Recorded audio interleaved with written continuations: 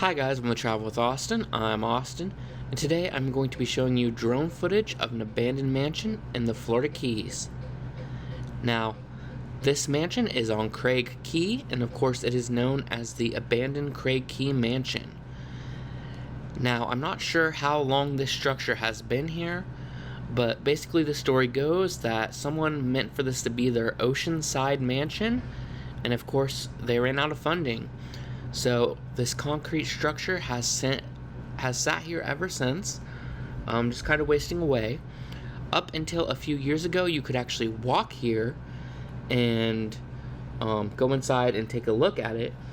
But in 2021, some people actually bought this land and they are building a new mansion on the opposite side of the island. So now the whole area is off limits. Now, an interesting thing about this particular explore is that the concrete from the mansion was actually affecting my drone, so it was very hard to get inside shots of it.